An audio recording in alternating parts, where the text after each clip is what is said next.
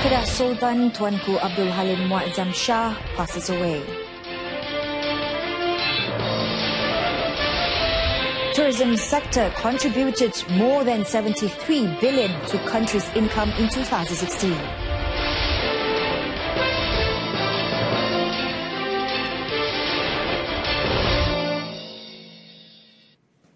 Welcome to the evening edition of News on 2. You're with me, Renee Fong. Kedah Sultan Tuanku Abdul Halim Muazzam Shah has passed away at the age of 89. The Sultan passed away at 2:30 p.m. today.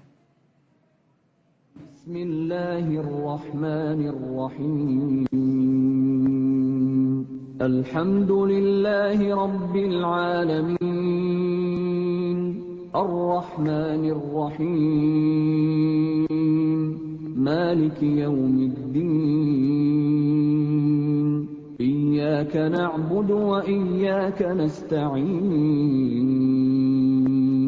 Ihdinas siratal mustaqim, صراط الذين أنعمت عليهم غير المغضوب عليهم ولا الضالين.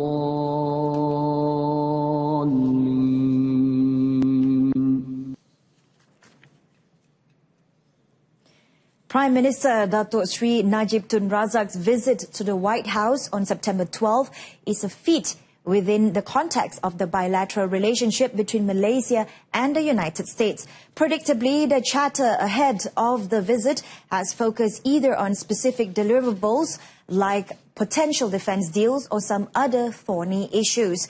While both sides are expected to make some headline-worthy progress in the heavily scrutinised visit, the true test for US-Malaysia relations lies less in the successful conduct of this interaction and more in the ability of both sides to manage the challenges likely to the relations further down the line.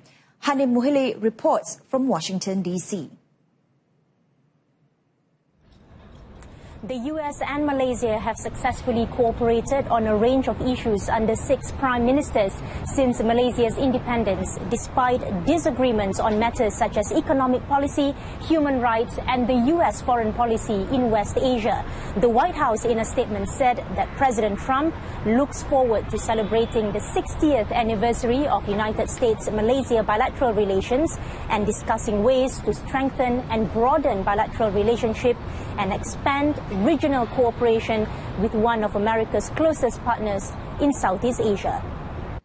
All this time, we've always had a trade surplus with the US. And when Trump came in as the president, one of the policies that came in is that he put America first policy, and that includes trade. So because of that, he's relooking at all the bilateral agreements between all the countries that the US has entered into, and of course also that they have not entered into. It is certainly in America's interest to partner with Malaysia on counter-terrorism, build security ties to respond to an increasingly aggressive China, and deepen bilateral trade and investment. US relations with Malaysia, which the US sees as an important partner in standing up to China's extensive territorial claims in East Asia, had improved under former President Barack Obama, who in 2014 became the first US president to visit the country in 50 years. We have a look at the situation. At this particular moment, we don't have any sign that they are worried that we're having any relationship with China. It's not something which is worrying at the moment. And we have been having defense and regional relationship with the States so long, I think for the last 60 years.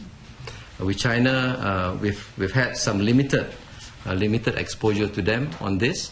It is something which the Prime Minister is here also to talk on this issue.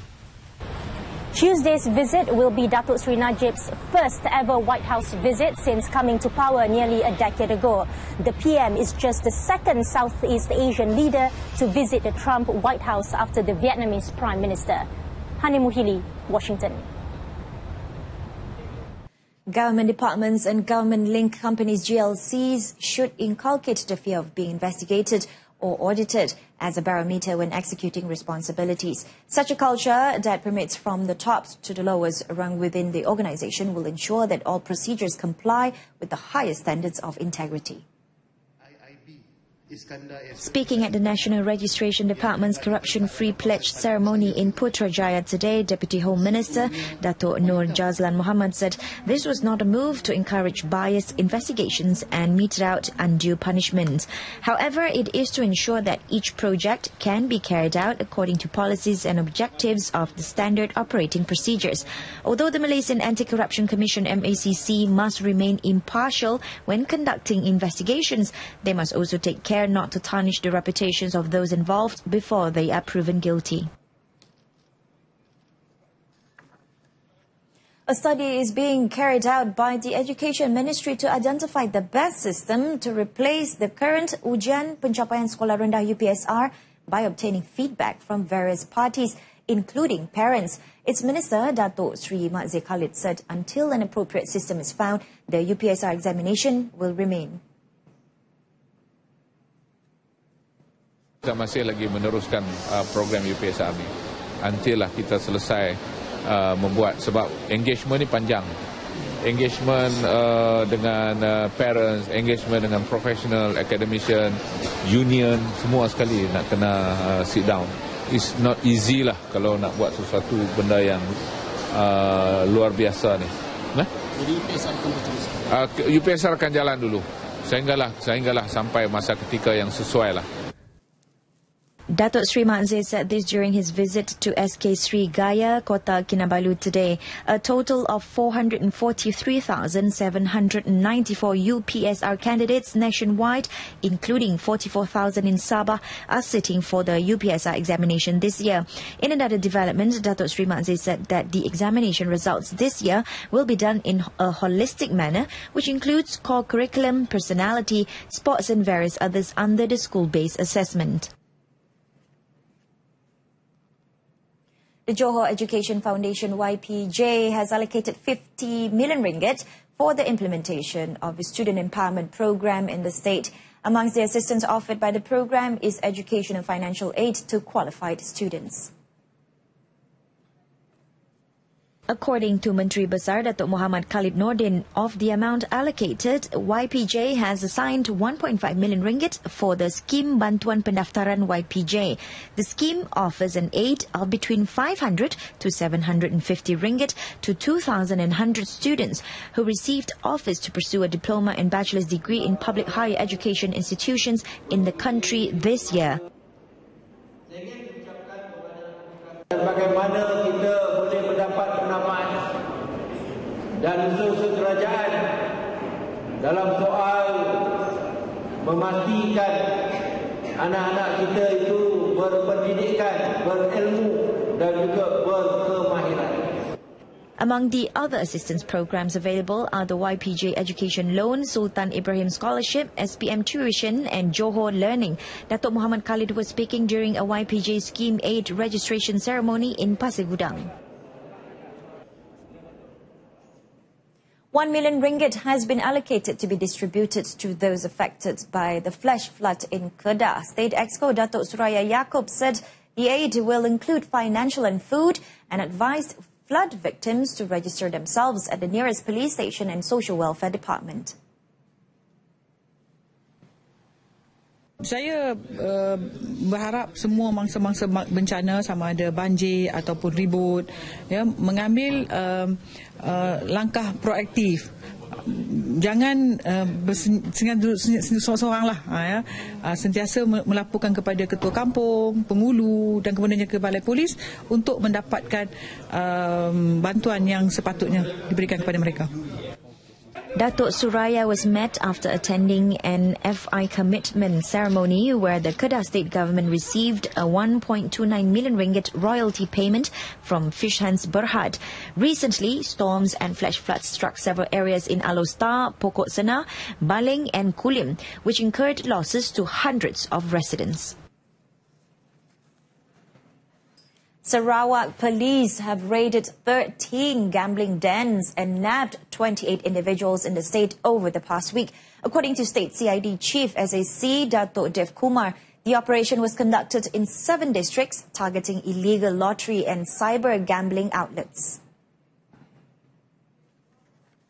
Datuk Dev added that a cash haul of 7,033 ringgits believed to be gambling income was seized during the raid. Aside from cash, the authorities also seized several gambling machines, printers, mobile phones and 22 computers. Datuk Dev disclosed that the suspects were aged between 16 and 60 years old. The case is being investigated under the Open Gambling Houses Act 1953.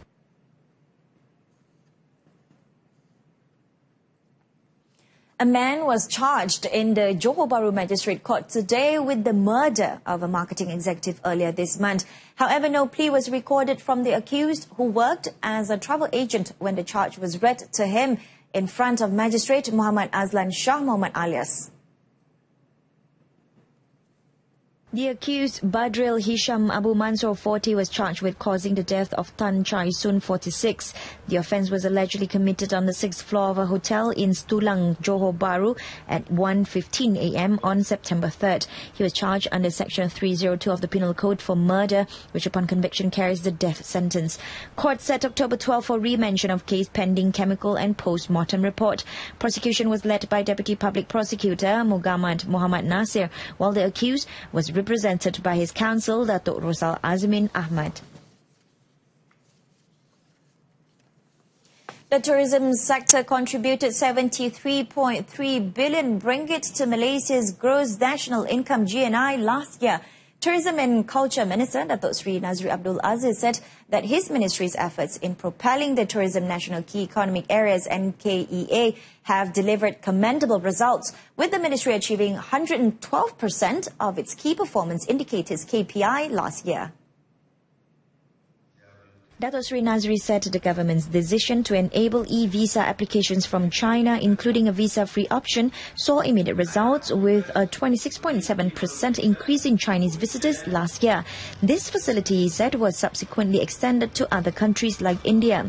Speaking at the launch of the Malaysia Business Events Week 2017 today, he said the establishment of Malaysia Convention and Exhibition Bureau (MySEP) under the Economic Transformation Programme outlined the country's priorities towards the development of Malaysia as a high-income nation, primarily as an economic contributor and catalyst for job creation and employment. In a nutshell, Malaysia's business events industry will deliver 16,720 jobs creation, more than bringing Malaysia 3.9 billion in gross national income, and 2.9 million of business event visitors by 2020. Last year, 5.1% tourist arrivals came from business events visitors. He added that for the past 7 years, the business events industry has achieved about 1,726 business events, to include corporate meetings, promotional visits, conventions and exhibitions, accumulating earnings of about 8.8 billion ringgit to the economy.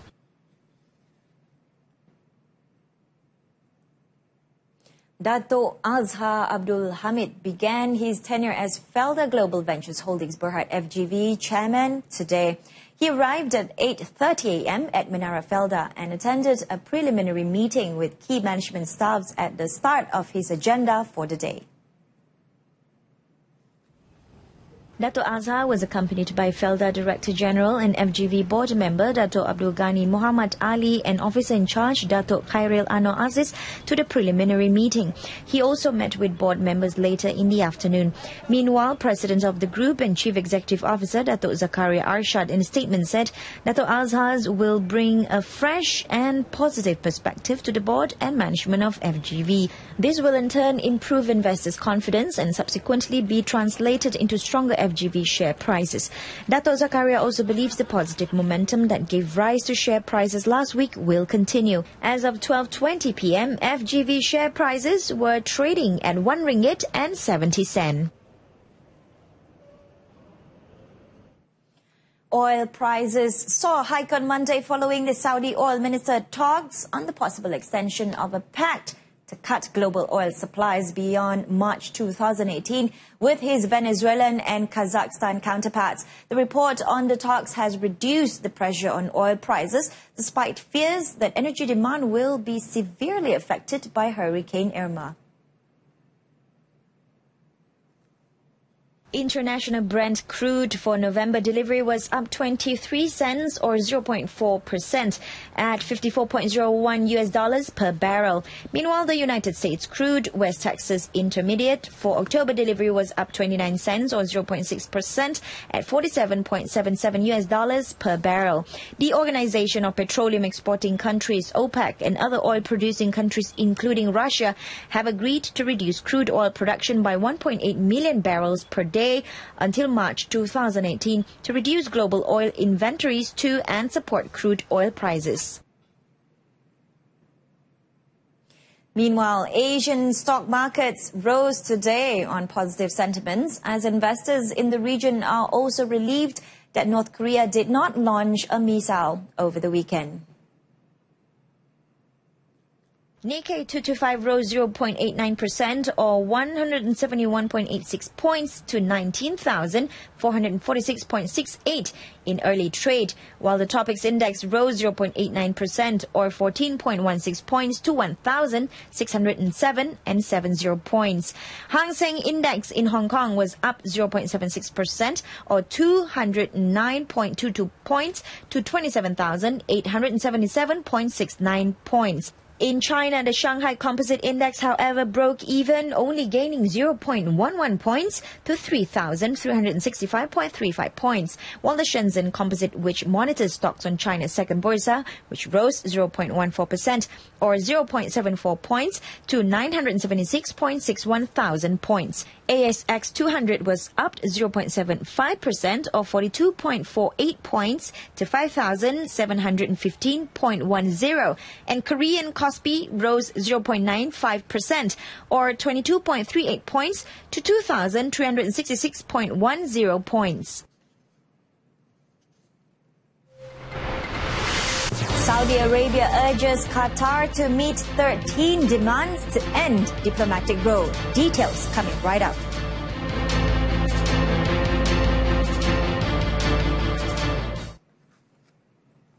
Saudi Arabia's Foreign Minister Adel Al-Jubeir urges Qatar to meet the 13 listed demands if they want to end the ongoing diplomatic row between them and other Arab countries. Olympics head coach R. Jagannathan is confident his charges will perform to expectations at the 9th Para-ASEAN Games beginning 17th September in Kuala Lumpur.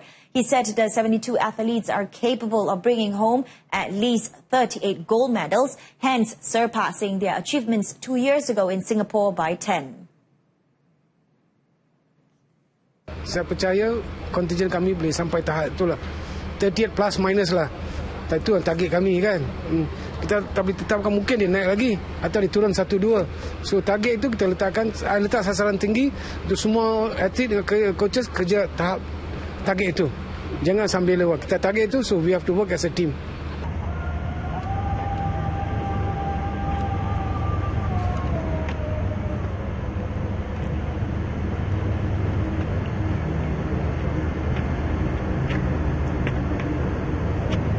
Lagi gerak kan. So untuk para ASEAN ni di Asia Tenggara, Wan rasa masih boleh mendominasi acara sendiri. Mi apa meh ilmu